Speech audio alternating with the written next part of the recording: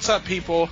Welcome to a very special edition of Wrestle Update. I'm your host, Dylan Fox. As always, joined by my good friend and yours, Nella de Angelis.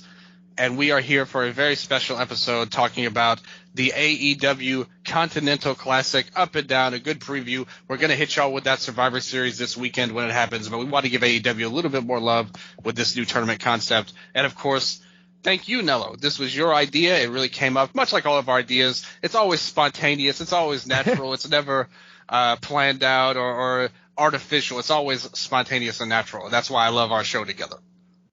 No, 100%. When you were just doing that intro, no one can see, but I was doing the Daniel Garcia dance. I'm so excited. This Continental Classic, I'm hyped, Dylan. Oh, yeah. This is my style of wrestling personally. Obviously, everybody knows we come from a big fans of Japanese wrestling in our backgrounds. And this is very much considered like an AEW version of a G1 type of level thing. Obviously a little bit smaller, but the concept's so good. Shout out to Tony Khan for making it all no interference, even though I still think it's kind of dumb to announce that and it leaves room for the other matches. But as a fan, I know what's up. I don't care. I just want good wrestling. And definitely through the first night of it, we did get it. But we're going to preview the full tournament, talk about each participant, and just the thinking behind them. I had guys I had in mind for the tournament that I thought would be great picks. And there were some great picks here, that some of which I thought of, some of which I didn't think of. But for the most part, this bracket, this group, are both pretty well thought out, I would say, overall, in terms of what AEW would want to accomplish. I may have some different opinions. If some people lose a lot that I don't want to lose, maybe I don't think should be losing. Maybe some people win too much. I don't know. We'll have to see how it plays out. They're already setting some stories out really close in. Obviously, real quick, we're going to get to the format, and then I'll throw it to you, Nello, and we'll talk about what we think of the lineup here. So here's how this tournament works. If you're not familiar with it, this is how they set it up. 2 blocks here. So blue and gold, they call them the blue and gold league. So they mentioned, we talked a little bit about it on our full gear review, that it's very much inspired by Premier League. 20-minute time limit, which they did clarify. That was a question I had. They did announce it as well.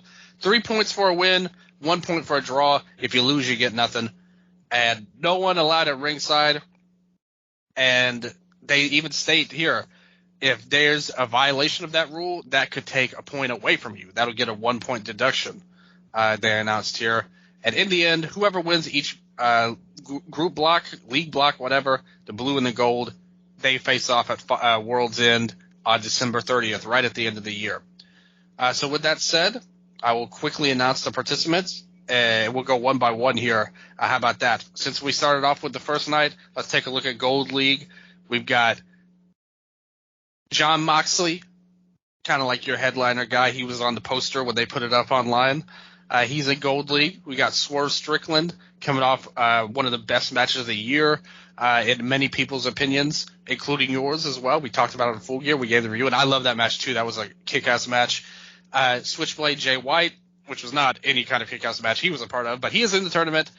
We've got Mark Briscoe from Ring of Honor. They already announced him before. And the other two, Jay Lethal, also from Ring of Honor, and Roosh, which is one of my favorites. And he's already proven to me why, one match in. But, Nello, what do you think of this Gold League block here with 6 guys in it? What do you think of who they picked? Does it work out all right to you? Does it pass the smell test for us here on Wrestle Update? Does it pass the smell test? Is that something we've established, or is that new? My memory isn't good enough to know. Well, I just made it up right now, so we're gonna have to figure out who passes the smell test here. All right. Well, let me here. Hold on. Let me suss this up real quick. So, when we talked about this past weekend, but this is the first class, right, of this tournament. Hopefully that it goes each year. Something also I really like about it is that it feels like so often, especially with the G1 and other things, there's those months between like the tournament win and then whatever the eventual like challenges or anything. So I like that this just ends at the pay-per-view and it feels like that's kind of the definitive end of it. Like there's no sort of, once it ends, there's no like gimmick attached to it. It's like the winner is the winner. They don't have to do anything after, like challenge for a title or anything. So I really like how this tournament is, you know, exclusive to this tournament pretty much. I was really impressed with the entrance, all that said. You know, there's like one in each that like I'm kind of surprised by that I feel like you could interchange. You know, I'll go with my first one in Gold League, but it, obviously for me, Jay Lethal, you know, we talked about it this past week, but he doesn't do a lot for me. He was a guy that came into AEW and had like so much promise and everything, which isn't to say he hasn't done a lot because, you know, he gets a lot of TV time. I love the Double J stuff and everything, but in terms of like those elite competitors, I feel like he's sort of been out of the conversation for a bit. You know, they made a very big point, like Lethal's coming out here without any help. And it was interesting to see that difference between him coming out with no one and then Jay White still coming out with the guns, right? So we could see like those slight little variations in between the heels and their approach to this tournament. But everyone else, like, I mean, you could put any of these guys in like the majority of tournaments and it would feel right. Jay White, you know, G1 finalist multiple times. Moxley, Swerve, who I think needs to win this. Like, Swerve is ready. Swerve deserves it. He is my hope and my pick to win. Briscoe is like such a great dark horse choice. You know, he hasn't really found established footing within AEW yet, I feel like. Like, it's been very stop-start, especially with like him being shifted between AEW and Ring of Honor. You know, and we just finished Dynamite. I really enjoyed his match with Moxley. Hard hitting. I love the false finish with the was it the Froggy Bow or whatever, the elbow drop. Yeah, Froggy Bow. And Rush, like Roosh, holy shit. It's funny too because you kind of have like, I feel like in G1 almost it's always like, oh, you have the hard hitters block and this is more of like your showmanship block, right? But dude, both of these are just straight up ass beater blocks. Like, and I love it. Like, I'm all for it. And, you know, something I was kind of worried about was a lot of draws. And at least tonight we avoided that. So, you know, more than anything, I really hope, I don't even remember what the question was, so my apologies. I've just been tangenting now. No, it's okay. I was just asking you what you thought about the blocks in general, and you mentioned it. Lethal himself, you know, he's a fine wrestler, but the way he's used and his character and how he's been presented is just not that interesting. He's not really feeling like a threat. You know, it's like, how believable is it that he could go for the world title? But we do have to remember as well, I think one thing you have to point out at this block, I think a fear that I personally had was that if you remember the Owen Hart tournament, it was all out of whack. They didn't want anybody to do any jobs, like you said, with maybe doing a lot of draws here. They avoided that, and they needed somebody that can lose a lot, pretty much, in these blocks as well, if they wanted to protect the other guys. And Lethal, I thought his match with Swerve was really good as well. Like, it's not anything like super spectacular, but I still liked it. And the thing with Jay is Jay Lethal, he's a very technically proficient wrestler, so very professional. I always say he's like really like a 6 out of 10 across the board, you know, like good at everything, but not stand out at anything, you know, but in a role like this as kind of the bottom guy of the block, I think that's pretty good. If it were, you know, we'll talk about who we would have put in. You know, we just mentioned the one guy there, and we'll see our two picks because I'm sure they're pretty similar. I am notoriously not a fan of Jay White personally as a wrestler, especially for this kind of tournament, but he does have the history, and it's somebody that you can believe in, unlike Lethal. Like, White is a main event level push act right now, so you can go with him. And obviously, when you put him in the position of just getting destroyed by Roosh for 90% of the match, then that's a winning formula. That is the Jay White we need, getting his ass beat over and over and over nonstop, and we will have great matches with him. Even though that was the dirty finish of the block, but I don't mind it. They established the rules. No people at ringside. They even did the tease where they had the Bullet Club at first, and they threw them out right away, which is how it should be. So you get the heel guy. That's something I'm a fan of personally. I want to see in these blocks, whether it's G1, any kind of tournament like this, I want to see different styles. I want the heavy hitter. I want the technical guy. Maybe even a big guy. Like, I think that's the one thing the tournament's kind of missing a little bit, like the giant, maybe even a comedy guy here and there. But I just love seeing all these different styles mesh, a high flyer, like that kind of thing in there. But regardless, the Gold League is pretty solid, but I do agree he was the one that stood out to me in terms of interest. As a worker, I'm not personally a fan of Jay White, but the other four I think are all fantastic picks. Mark, you heard it in the crowd in the first match. Moxley is a main eventer and a former world champion, and Mark Briscoe was going toe-to-toe with him in terms of reactions. Him just being here is like a win for him in a lot of ways, but I still hope he gets a big moment. I think in Blue League, you do have some good stuff there, some really standout matches you can point to. In Gold League, there's not a real match that feels like it would be like, other than Moxley, I think he's kind of like the tentpole of this block. But other than that, I wish that I hope that they have like build-up matches, because on this show there wasn't any real promo time or anything like that. But for Roosh, for example, I think he is a guy who desperately needs a push more than anything else. He would have been my top pick probably of everybody to be in my opinion. Have him declare war. Ideally, it would have been Jay White, but they already did the match. But have him declare war on one of these guys that, hey, if I beat you, that's as good as winning almost, pretty much. Like a big win. In Blue League, you have Kingston as kind of that tentpole guy to where he has the titles. Obviously, that adds extra importance. And you have Claudio versus Bryan, which everybody's going to be interested and hyped for because they're a part of the same team. I think Gold League is missing that, but overall, still, I'm very happy. You get star power.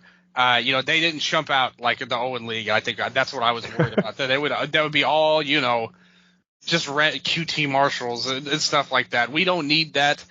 These guys, and like I said, if Jay Lethal's the worst we got, then I can live with that. And Jay White is pushed as well. So, good stuff there. Let's take a look at the Blue League. We brought it up here. Real quick. Yeah. I wanted to say, so if you had to pick your 3 matches that you're most excited for from Gold League, what would they be? Oh, Roosh and Swerve and Roosh and Moxley are automatically my top 2. I think any combination of those 3. And then the third right now, Mark and Moxley, I think would have been on my list as well, but I'll switch Swerve and Moxley as the third. Like all 3 of those guys, all of their matches together are my top 3s. No, all great picks. Like, okay, Swerve Roosh instead of Moxley Roosh, just because I don't think I've ever seen that. And like Swerve, I think is going to just retain this hard as hell edge. And him like colliding with Roosh, I think will be great. Swerve, Moxley, because I think that will be a big decider for the block. And then, okay, low key, and this is even after I was like, we could have switched him out, but he definitely has his purpose, is Lethal Briscoe. What a great match they had in the Jay Briscoe tribute match, remember? Yes, and I think like after that they did the feud, right? And then it became way more comedic. So now with Lethal hopefully trying to play it a little bit more serious in this, I think you could get one of those like low-key bangers. I'm talking like when Ishii makes Toru Yano work his ass off all of a sudden, I'm hoping that we get something like that that's, because it's one of those tournament matches that has so much else, like, tucked in with it in terms of emotional history and everything.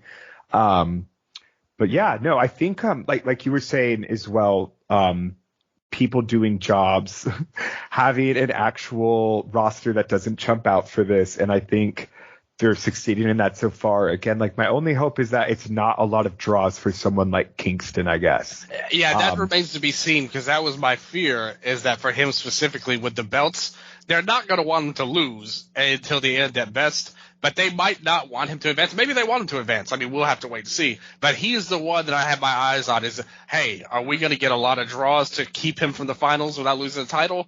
That's something we have to think about. Something else that could be interesting, and it's because it's one of those things, right? Like you walk up to an ice cream shop and there's like a sign outside and it's like, you cannot ride a horse inside of here while holding a gun. And it's like they only had to put that up because someone did that. So the whole no one is allowed at ringside violation of this rule may result in a 1-point deduction. I'm like, would you include that if you're not going to do it at some point? That's what I was thinking. And yeah. I feel like in terms of moments too for Gold League, right? I could totally see Roosh getting a big win over Moxley. I could totally see Swerve and Roosh being the only two people who'd beat Moxley. Even Moxley and Swerve going to the limit, I think would be great. I think if Jay White loses, it's got to be to Briscoe. I think he's the guy to get that babyface win over White. And then, you do that, and then White loses a point as well for something else. And so I think, because I'm like, I don't know who else they do the point situation with other than Jay fucking White, unless Lethal just reverts back to Double J stuff. But I don't know. I'm interested to see how that plays out as well. Like that slight little caveat has me excited. So, but no, thank you for hearing me out. Let's dive into Blue League. Oh, absolutely. All of your points were right. I totally agree with what you said about them taking the point away. Why put that in if they're not going to do it just to establish the rule, pretty much. And I think it's a great way. You're not, you still want to keep Jay somewhat strong, but you don't want him to advance. So that's an easy way to get him out of the final. Have him drop a point. So he really only loses once or twice, but he has the penalty that takes him out and maybe it advances Swerve or Moxley instead. So I really like that as well. Really well done tournament from that sense. I like the rule set and everything like that. Blue League now that we were on. And I totally agree with you, too, about Mark being the one to beat Jay White. That is a match you can point at. They haven't really built it up. I hope they give them a promo, especially Mark. If he can cut a promo on Jay and talk about how important, that he's the opposite of what Ring of Honor represents or whatever, I could get fired up for that. Real quick though, have you noticed? I just turned it on to the Grizzlies game. We're playing the Rockets. Have you seen this new logo Houston has? It's an astronaut with a basketball on it. They have it in center court, which is, I got to admit, is pretty awesome. Oh, is this for the is this the in tournament right now? I think so. Oh my god. Okay. Yeah. Rockets logo changed. Oh yeah. Well, just maybe just for this time. They still have their normal logo with the R on the screen, but at center court, it's an astronaut dunking a basketball. See it. That's badass. Yeah, it looks pretty awesome, I have to admit. On there. It looks like a NBA Street Volume 2 loading screen. Like that's. It does. It totally does on there. Bobito. Yeah. Hey. Yeah. Cucumber Slice. That's my guy. DJ Cucumber Slice. Hey, I'm maybe one of the few that like V3 better than Street 2, even though wow. Listen, I love Volume 2, but V3 had the dunk contest, man. That when I was a kid, I was going crazy. You could do like 5 dunks in the middle of the air all at once. And jump over trailers and porta potties and everything else. That was my jam. I was a huge And 1 fan back in the day. Oh my god, yeah, the And 1 tapes. Did you play Ballers? Yeah. Oh, Ballers was like a game that you made me want to break controllers. It was so hard. Yeah, but it was fun, like the one-on-one aspect of it. Like, okay, for people who don't know Ballers, the game is pretty much you create a character and go to basketball players like mansions and face them one-on-one. Yeah, the story is it's like bringing a guy from the streets into a reality show it's like From Rags to Riches is the name of it. Yeah, they like show up at like fucking LeBron James's house and he's like, this guy's gonna play you, and you're just on his backyard, and it's like, what? Yeah, that game's awesome. I love those games as well. Shout out NBA Street. Yeah, shout out to the Rockets, even though they kind of whooped our ass in this game, but that's okay. Grizzlies struggling. When Ja gets back, we'll be back. Marcus too, dude. When I saw that, my heart sank for you. So. Yeah, we've had a lot of injuries this year. But, shout out to the Rockets there. I got to give them some love even if they're not my team. But back to our scheduled program here. This is not basketball update, although that may be future spinoff coming in there. Blue League now. This is a great block, people, so pay attention. We've got Andrade El Idolo, Brody King, Bryan Danielson, Claudio Castagnoli, Daniel Garcia, and Eddie Kingston, the champion, the double champion already. Big part of it. They made a big show. this is another thing I like about the presentation of it. And I hope it's something they do through all the tournament matches. They have a table at ringside with all 3 titles, but the Continental Classic belt is under a blanket or whatever, so you can't see it. But they have the Strong and the Ring of Honor titles all there. I like that. I like that they're bringing up the Triple Crown. That needs to be hammered into everybody's heads because it's kind of a new thing. And if you notice in the Swerve and Jay Lethal match, that was the start of the show, right? They really hammered home. Excalibur was really tough on saying, hey, maybe if you're an American wrestling fan, you're not as familiar with this round robin style. It's not a win and you're in, and or lose, you go home. You can lose and still advance. They did a good job really focusing on that early on. And I don't think that with the Triple Crown. Tony Schiavone as well, or Schiavone being like, wow, this is the first time in 30 years we'll have a Triple Crown. Really reinforcing as well, like it's the 3 companies coming together to, create this, grand championship essentially. So it all had very good energy. I feel like that's the only way I can explain it, right? Like it's one of those moments where it's like a hardcore fan, and I think as a casual fan as well, you just sort of feel like respected and not like fucking patronized, right? So I really enjoyed the commentary and the exposition for the tournament as well. Great point to bring all that up. Yeah, absolutely. Even quote unquote casual fans or whatever, they're not dumb. It's like the same way. There are some maybe football fans, if you're an NFL fan, maybe you don't watch everything, but you tune in for the playoffs. You'll still get the gist of what's going on if they take the time to explain it to you. A lot of times wrestling, like it's either all or nothing. Either you go full subtlety hammer like WWE does sometimes, and you just go crazy and you treat your fans like morons, so it's so over the top, or you just let something go that could easily be explained if you just make the effort to it, but then you just don't do it, and that can be bad too. Here I thought they had a perfect. I totally agree with what you said. Great point. Good energy all along throughout the show tonight, setting up this tournament, and it's a great look at the start. But what do you think about Blue League here? This is obviously a different block here.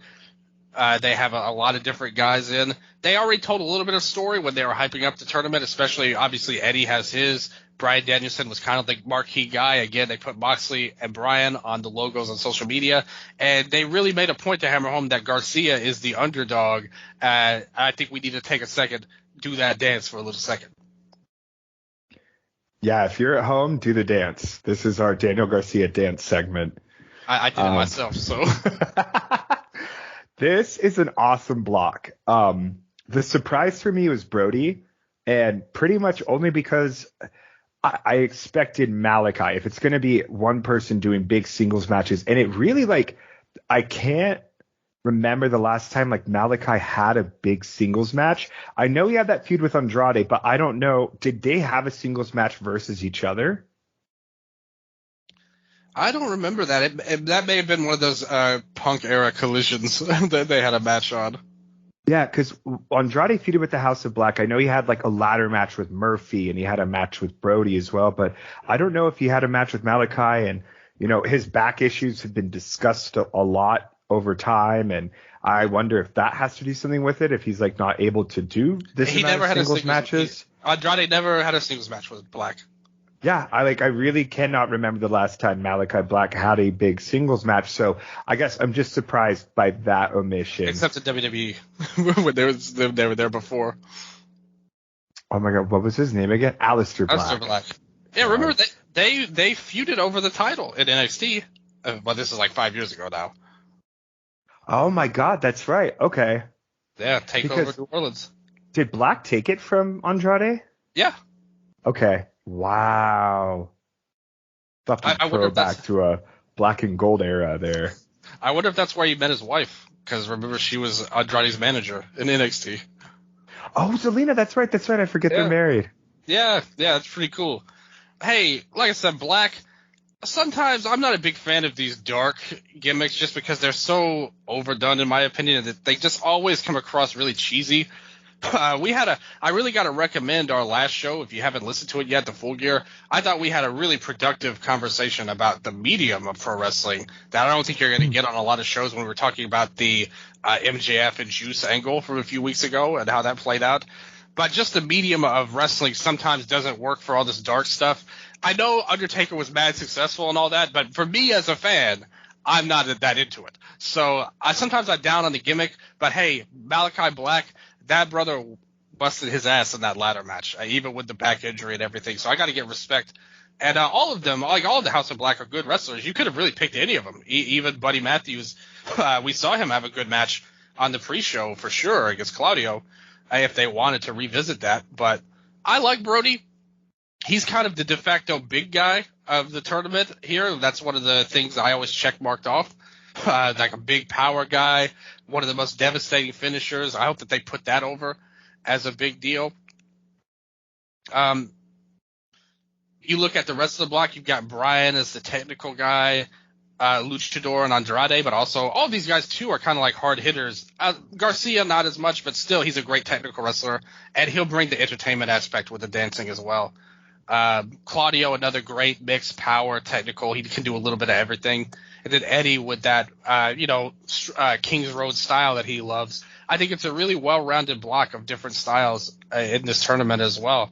And I think I like Blue League a little bit better than Gold overall. But I like Gold League a lot, don't get me wrong. And I like how they handled it on night one. But Blue League, to me, you've got a lot of big dream matches here you can look at. If I were to pick out three, I got to go with – the thing is, it's impossible to pick against Brian because all of his matches are awesome no matter who he faces. I think that's what – before I'll throw it to you real quick. But one of my disappointments is Bryan Danielson, to me, I wanted to see a lot of first-time matchups that we haven't seen yet. When I fantasy booked the block, that's a big thing I wanted to make a point. You have a lot of guys that you could have put in there. But instead – he's wrestled basically all of these guys except for Brody in the past. So I wish that they had done a little bit better to give him some fresher matchups. But they're all awesome. They're all going to be good. Brian, Brody, Brian Claudio. Brian Claudio might be my most anticipated match as a fan, and Brian and Andrade as well. But Brian and Kingston could be good. I'm interested. Actually, I'll put that as number 3 because I'm interested to see how they do the title stipulation with that.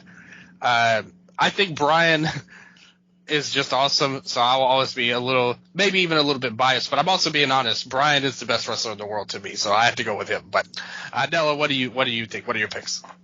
So top 3 matches I'm excited for. I would say Claudio and Andrade. Andrade is so goddamn big, but I feel like Claudio is still good at base for him, and just like the craziest hard hitting like flippy dive match. Danielson, Claudio. I'm really excited to see them, especially with like the additional BCC heat. And also it's wild. Like there's a lot of factions represented here. House of Black, Jericho, whatever that is, Appreciation Society thing is now, the Double J family, LFI, Mogul Embassy, Bullet Club. And it's all one. And then fucking BCC has 3 representatives, which is pretty wild. And I think illustrates where that faction stands in the ultimate the ultimate power dynamic landscape of AEW. Match I'm probably most excited for is Danielson Kingston. They had such a good match the last time they did, and I'm just insanely excited. I totally agree with the first time matchups. I can't remember Claudio and Danielson fighting in AEW, but I do remember stuff like Brody and Garcia, and I'm pretty sure Andrade as well. And that was like pretty recent, right? That quote unquote dream match. Yeah.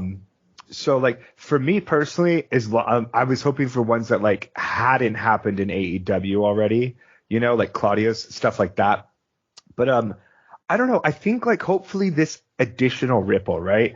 Because like Brody and Garcia, I feel like those were matches just kind of on his like welcome tour. He's like fighting Wheeler and then he's fighting Lee Moriarty, and they're all pretty good, but they're like 7-minute matches, right? He had that great feud with Garcia, and there's been so much that's happened to Garcia since that I think has like completely pushed him off that previously thought of path.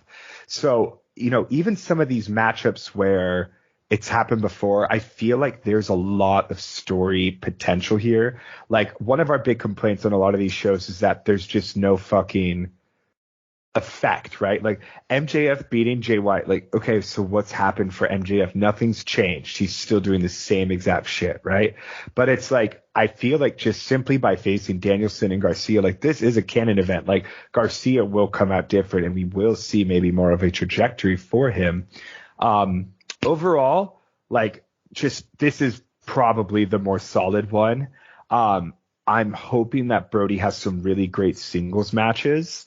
We got a lot of big man stuff here, but yeah, I don't know. I'm just overall very excited for this tournament. Okay, I would say if you could make this into 10-man blocks, right? So G1 style, who are the two you would add to each block?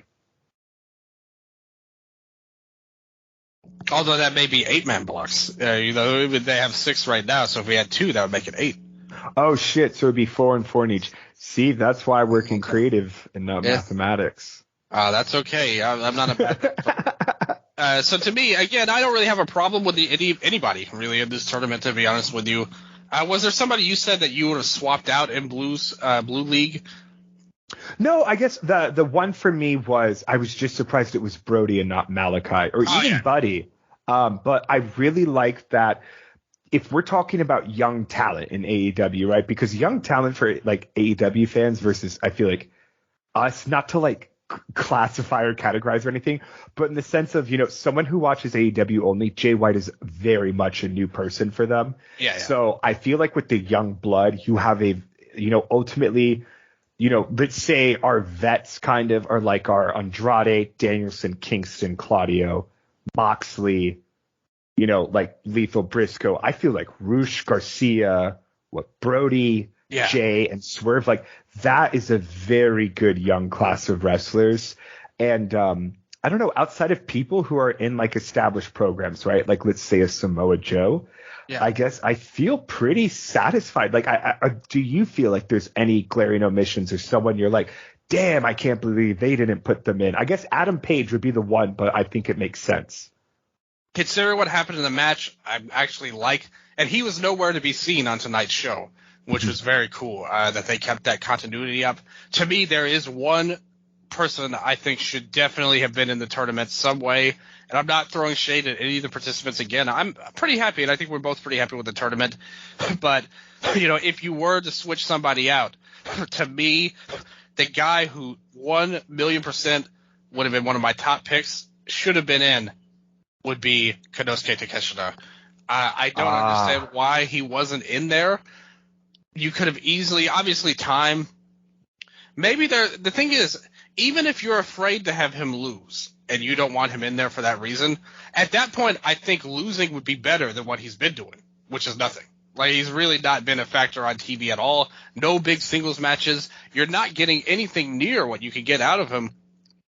If you put him in that Gold League block, I think that adds a ton of intrigue to us as fans. But when the storyline is so weak, you could also use it as a way to kind of build him up into kind of what I hope they do with Roosh, because he hasn't been given anything either. But I think with Roosh, he has a chance to really gain something. Brody, Daniel Garcia, they could gain something. They're not going to win the tournament. I don't have any thoughts of that, even though I wish that it would happen with Roosh. But I don't have any dreams of that, but they can still gain something even without winning. I think Takeshita could have been one of those guys as well, that even if he doesn't win, just give him one big win in the tournament, and that's something you could hang on to. Maybe even spin off a whole rivalry in a real one, not the Don Callis one out of it. That would be my number one pick, would be Takeshita. Yeah, because at this point, Jericho and Omega have moved on, right?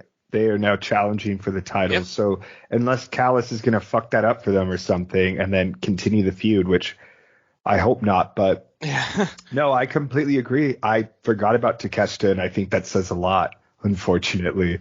Damn. Yeah. It's sad to say, but it's not your fault. It's their fault for making this way. I think if I could add another person, Miro would be at the top of the list. I think he's a guy they don't get. And he hasn't had really any factor on Dynamite at all for years now. He's currently feuding with someone, right? And it's Andrade. Yeah. Huh. Yeah, that would be perfect to put him into that block as well. You could easily do that. And that gives us two more guys to pick, one in each block. Like you said, Paige, I like it because of the devastating match that they had. And I like, too, that they utilized that with Swerve's match as well. Jay Lethal did a great job going after the arm in that match. They did that. But for the other two, those would be my first two picks. Ooh, who could you get out of this, too? Because there are a lot of great talent in AEW. If you look at the roster, there's so many people involved in it.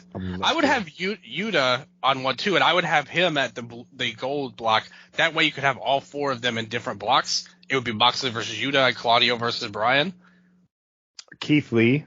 Yeah, but that's who I had in my fantasy booking. Keith Lee, Lance Archer. He's a New Japan. Okay. Hey, I watched their match too, Monster Sauce, the team with Archer and Alex Zane. What? Are they in World Tag League together? Yeah. That's hilarious. Yeah, they won their first match. Hey, by the way, if y'all are fans of Japanese wrestling, tune into the Eastern Lariat Patreon, patreon.com/Eastern Lariat. I'm covering every single show of both the New Japan and All Japan Tag League. So quick plug there. Hell yeah. What about Orange Cassidy?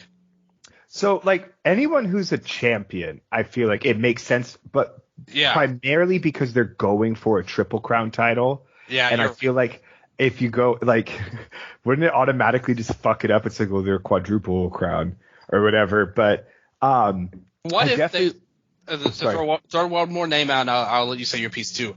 What do you think of the idea of Ospreay being in this tournament? Because the tournament's going to end before January 4th.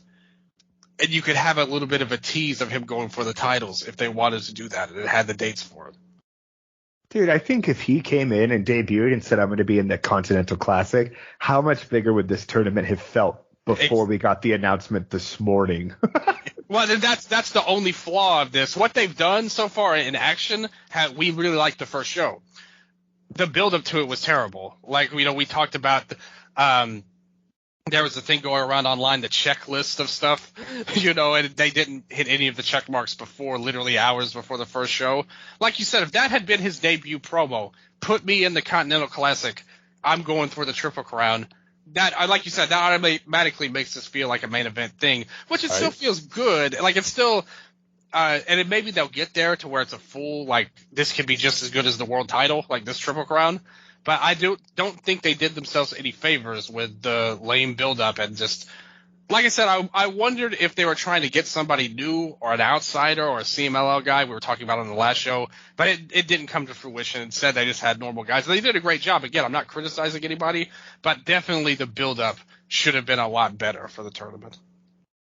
Okay, if I'm adding four more people, just to balance it out, Yuta, like you said, I'd throw in Roddy. Yeah. And Trent, and then Penta. I feel like you could have some more fun with those guys. You go for Phoenix is in. Dude, Santana would have been fucking great for this, too. Talk about a guy who needs something. Yeah, like we just talked about him on the last show, too, yeah. Honestly, him in Lethal's spot, I think, would have been really... Play off the history with him and Moxley. I remember I mentioned the eye promo they had before 2 years ago. 2 or 3 years ago, they did the thing where he snapped his eye with the key. Remember? That would have been amazing. Totally okay. Great pick. Why did I have to book myself into regret just now? And the thing is, they did such a good job, but that's the curse of AEW pretty much. And WWE a little bit. Like if WWE did a tournament like this, we would also be saying, well, what about this guy? Because the problem is AEW, they have a million great wrestlers on the roster again. So obviously not everybody's going to be in that we want. But I do think that would have been a great pick with Santana. I feel like Takeshita is a pretty glaring omission. And like you said, some of these guys that we would have liked, and obviously somebody like a Kenny Omega or whatever is going for the titles right now. But for the most part, I think they did a good job, but we could still say no matter who and if they put in any combination of 12 wrestlers, we still would have had guys that would have been like, man, I can't believe they left out Takeshita or whoever. It would have been somebody if it wasn't him. Yeah, and I do really like you said, like an Omega would have been cool and stuff like that, but something that this tournament has is it really seems like zero distraction. There's none of these people really have outlying stuff going on outside, sans maybe an Andrade right now. So I really like that, a lot of the times in like a G1 or even other tournaments, it's like there's always there's going to be those matches that are like kind of gimmicked for something else. So yeah, I don't know. I'm feeling good. Here's to hopefully a good tournament, and I hope that a year from now, when we're previewing I just said hopeful like 10 times, I'm going to say it again, the hopeful next Continental Classic, we can look back and be like, how are they going to top last year's, right? I would love to see a deeper field. I don't know. I'm really excited to see what happens. And I don't know, we can keep up with these shows, maybe do like short little, or not short little, but like, just Continental Classic recap shows as well to keep up with the tournament. Could be pretty fun. Yeah, that sounds like a bona fide hoot in my book. Ooh. But with that said, before we get on out of here and end our time talking about the Continental Classic, which I've greatly enjoyed, to be honest, we got to lay it down. We're still early on. We did have the benefit of watching the first show with the Gold League, but still. The Blue League hasn't happened yet, and it's only one match, so everybody's still alive. What's it going to be?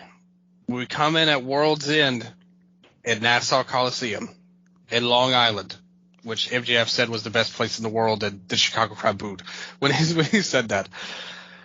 Who do you think it's going to be? Who's going to win the Blue League, and who's going to win the Gold League, and who's going to win the tournament? Okay.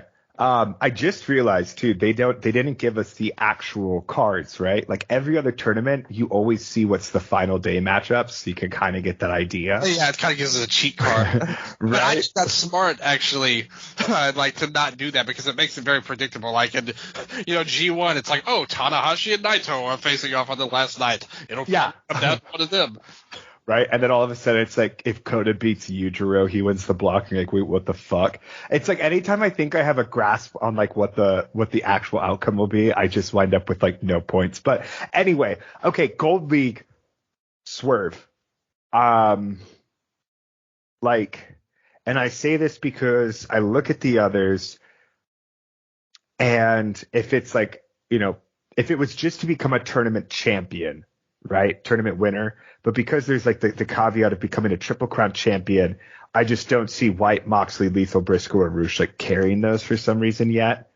I really think I think you could get a Swerve versus Kingston final potentially, and you have Eddie put on the babyface performance of a lifetime, and then lose to Swerve, and then Eddie chases the Triple Crown. That's the thing. So if Eddie didn't have that stipulation, I would say Claudio. But because Kingston has that stipulation, I really see him going to the finals and either chasing the Triple Crown or winning it there. And that's like his ultimate sort of coronation. So I'll say Kingston Swerve. What about you? I can't wait to be so fucking wrong. We don't know who's going to be wrong or right yet. I'm going to be wrong. We don't know that. You might have predicted it perfectly. What do you think of the idea that this is another thing that was kind of sloppy shop, to be honest. What do you think of the idea that there's no Ring of Honor champion now? Like, it's a part of this Triple Crown, and it basically is unofficially the Ring of Honor and the New Japan Strong champion all at once. I like it in the sense of the Ring of Honor World Champion. Like, it's one of those things where it's always been like the Ring of Honor World Champion, since it's come back, has always been a prominent figure on AEW television, right?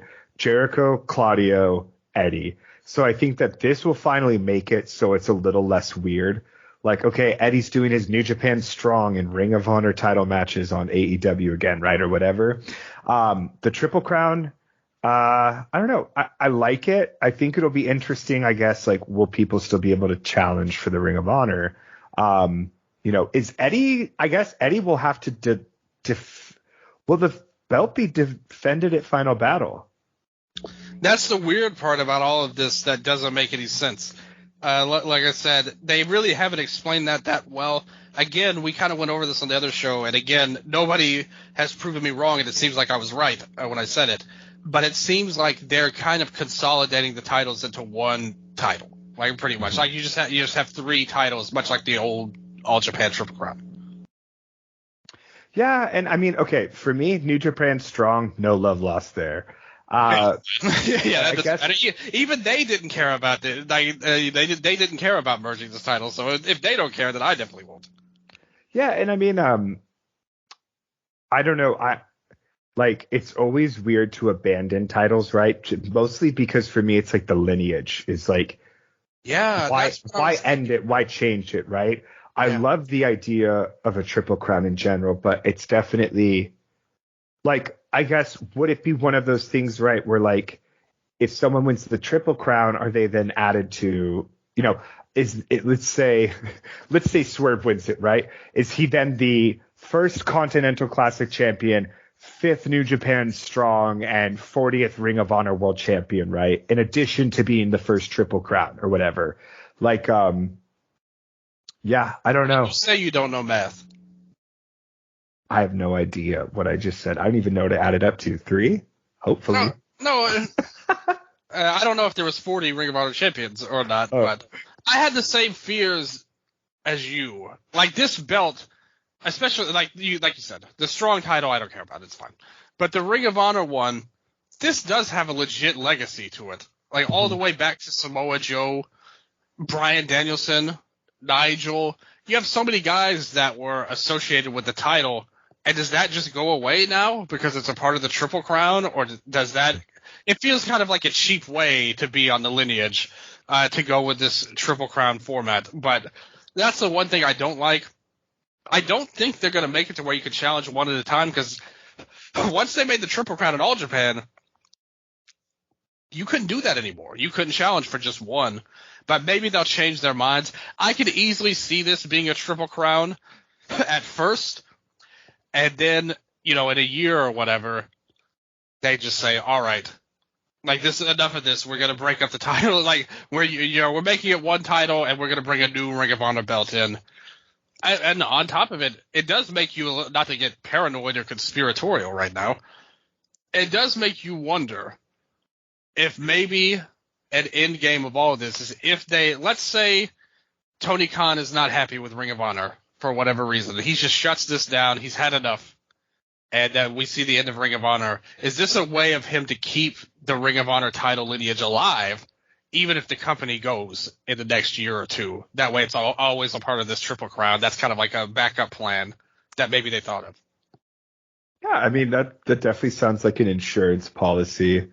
I'm thinking now, too, something that could be maybe the big recurring theme and would separate this from a G1, is that if Eddie's defending all of his belts this year, right, I could see whoever the Triple Crown champion is having to always participate and defend their belts in every match on the line. And that could, because we always talk about in the G1, we always expected Okada to win as champion, right? And, what's going to happen then? So I think that this is an interesting setup as well. It reminds me of those old, goddamn PWG, like DDT tag tournaments, where sometimes you'd have the tag titles change the second round, right? And that was always pretty fun. But now, maybe this is, like the monkey's paw curling or whatever. First we were like, we want Ibushi to be world champion, and then it snapped its fingers, and it's like IWGP World Heavyweight Championship. They're like, wait, what? And now we're like, some internet wrestling fan was like, I want Eddie Kingston to win the Triple Crown, and now they killed the Ring of Honor World Championship. So this is why we can't have nice things. Well, regardless of their explanations or whatever they have planned for this, I'll lay it down like this. Kingston versus Moxley final. Ooh. They never got to the singles match. Like, with all of their history, that's the match with the most history I think you could make of the two blocks. And they never actually got to do it.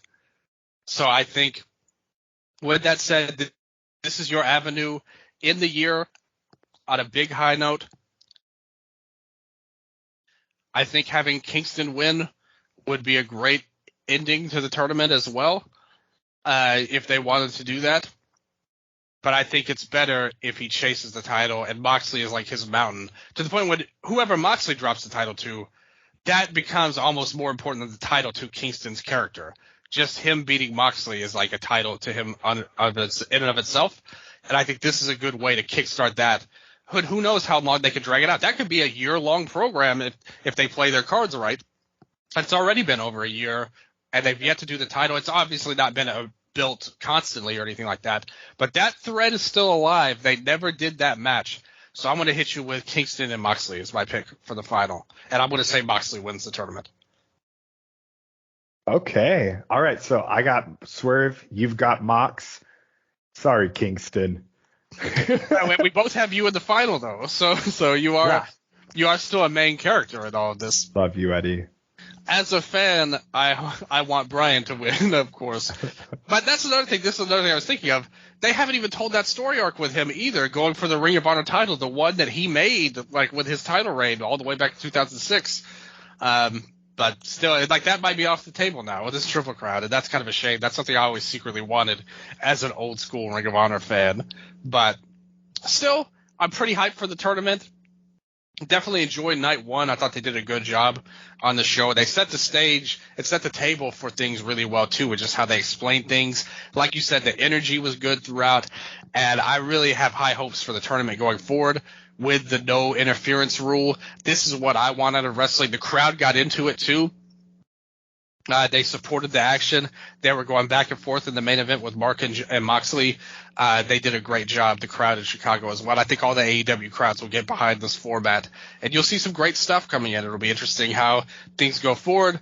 Don't love some of the comments Tony Khan made. We talked about that in the last episode, but we won't rehash it here. And I think ultimately this is going to be a great tournament. It's something I definitely say in the next year and the next many years to come, I want us to be talking about it on Wrestle Update. The Continental Classic, baby, off to a great start and very hyped for it overall. Yes. So with that said, as always, it was really good to talk to you. A little bit abbreviated compared to some of our show reviews, but still had a lot of fun. And we will be back this weekend with a normal show talking about Survivor Series as well. And definitely going to keep up with the Continental Classic itself. But other than that, what do you got to say to the people, Noah? MJF saying, I beat Jay White with one leg, and then putting him over right after is one of the best professional wrestlers in the world. It's one of the dumbest and funniest fucking things I've ever heard. That's my Wrestle Update for the week. That's my sign off. Excuse you. He Just said, kind of dig that in. He said, your boy beat Jay White with one leg. And let me tell you, you are one of the greatest wrestlers in the world. It just sounded like he was talking more shit. Like, it didn't sound genuine after that. Oh, no, not at all. Like, what? Oh. And I guess we should mention this real quick before we get out of here. They definitely announced already that it'll be Joe versus MJF for the title at World's End as well. So we kind of went over that. Like, we knew they were going to do a title. I thought they were going to do stuff with the Devil. What did you think about the Devil voice that they came up with tonight? At this point, it's very like White Rabbit or Retribution, where it's like, just fucking show me, man. Yeah. I don't care about the build anymore. Joe and Max is a match it's a world title match we already got for free on TV, and now it's a pay-per-view main event. Like, this should have been Winter is Coming. I do not understand this. Maybe Joe becomes world champion. I don't know. At least that would be a step forward. Absolutely. And I think that's something we desperately need with that story. But again, that was a brief part of the show. Not brief enough for my opinions, but still, I love the tournament, and that's what we're excited about. And we will keep up with AEW regardless. It's fine. At the end, even when they do goofy stuff sometimes overall. But most importantly, I got one final question for you. What do you think? Do you have a favorite Thanksgiving food? Oh, stuffing. See that you sounded like my grandma and grandpa right now. That's their favorite as well. They always love it. I mean, they make a huge ass bowl of stuffing every year. Go. Huge, like bigger than the turkey. Like I said, in this household, we've got more stuffing than turkey sometimes. And we got a pretty decent sized turkey. It's like 10 to 12 pounds. It's in the oven as we speak. We're cooking it overnight. Wow. Definitely for me, I've got to go with a very particular kind of potatoes. You got to hit them with the broth. If you got ham, put the ham broth and cook the potatoes with that. It's going to be super delicious. I promise you. It's going to be something like, it's going to blow your mind. The potatoes and the ham broth is the winning combination on Thanksgiving. But regardless, hopefully you and yours and everybody's out there, you guys all have a great Thanksgiving. You got anything planned for Black Friday? Is there something you're going to try and get on sale? No, I just got actually a Hayabusa shirt from like Genius 2000, and it's on the back. It has like the huge letter, like "We wait for your return" and stuff. So no, I already got my grail for the week. I'm chilling. You've already won. What about you? I'm planning my sister's birthday, the one who named the show for the record, is on Black Friday. I got her a present here, and this was recommended by a very close friend of mine as well, because I don't know that much. The thing is, my sister, she has a library in her room pretty much. She's like the ultimate book reader, if there ever was one. So I reached out to somebody, my friend Jessie, and she gave me a great recommendation. Now, I'm about to hit you with this right now. You're never going to believe it. A Court of Thorn and Roses, the first chapter of a multi-book series. I got the special hardcover edition. My sister, she claims that hardcover is better than paperback in books. Now, I don't know that much about books, so I didn't know, but it does cost more to get hardcover. So I went out. I didn't cheese out on her for her birthday. I had to get her the hardcover edition of the book. And if she likes it, I'll get her the rest on Christmas as well, because obviously we're a month away from Christmas. We got some big holiday endeavors away. Like I said, even if you don't celebrate, it's okay. Use this as an excuse to get something tasty to eat. That's my goal in all of life. Every day's a holiday in my book. Have you ever celebrated National Shrimp Scampi Day? I have. Oh, I want to. Maybe I'll make some right now, honestly. That sounds bomb. Yeah, forget turkey and all that. Let's just get the shrimp scampi. This is the place right now. But no, everybody out there, seriously, have a lot of fun. Hopefully you guys buy some cool stuff. You got some great deals. You can find whatever you want to get. Hopefully it's all good there. Happy Thanksgiving. Happy birthday, Cheyenne, wherever you are. And to everybody else, thank you guys for listening. We really appreciate it. Tune in later in the week. We will talk about Survivor Series up next. But until then, this has been your Wrestle Update.